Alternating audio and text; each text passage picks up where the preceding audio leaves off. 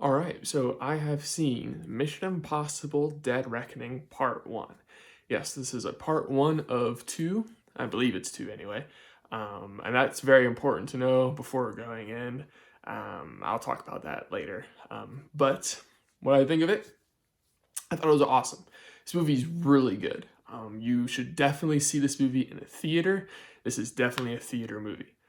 The action is spectacular. It's nail biting. It's seat gripping. However you want to describe it, the action is really good. The director of this movie, Christopher McQuarrie, this is his third movie in the Mission Impossible franchise, and he delivers once again. Somehow he finds ways to make this franchise, which has been around since the 90s, feel fresh and unique with how he directs action.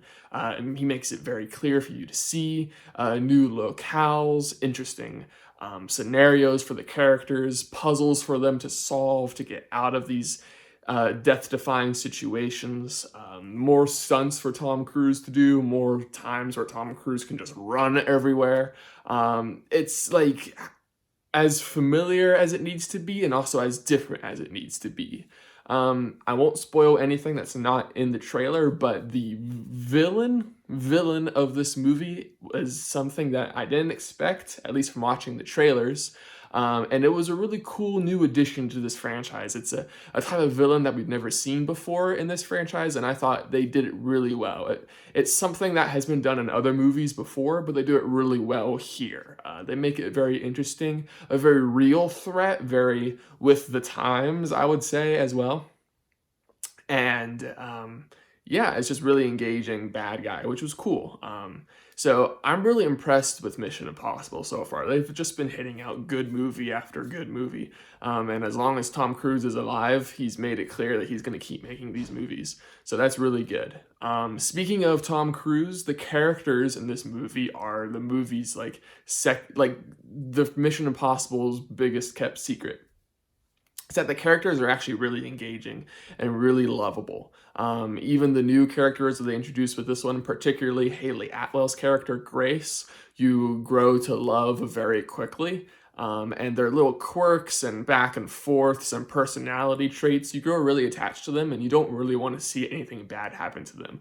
And the movie knows that they have some really good characters here and they kind of, play with your emotions a lot in this movie of like, oh, are they going to be okay? Even though it is an action movie, you can kind of guess who's going to be okay and who's not, but it's still very effective and the emotional scenes really hit because you are attached to these characters and you want to see them get through this scenario. So yeah, the characters in this movie are phenomenal. The action, like I said, is phenomenal. And then again, this is a part 1. And so that might be the one thing that kind of makes people a little bit iffy. I know with Across the Spider-Verse, that was a part 1. But people were kind of disappointed by the ending because they felt like it just kind of ended. This movie doesn't feel like that. It does feel like it ends with clearly more to go, but it is more of a definitive end than Across the Spider-Verse was. I also think having part 1 in the title of this movie helps.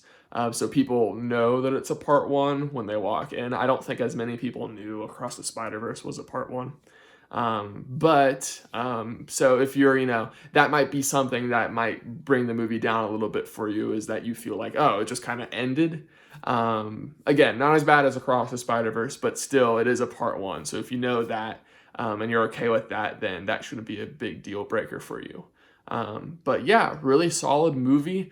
Go watch it. Make sure this movie makes all the money so studios learn to make more movies like this. Great summer movie. Yeah.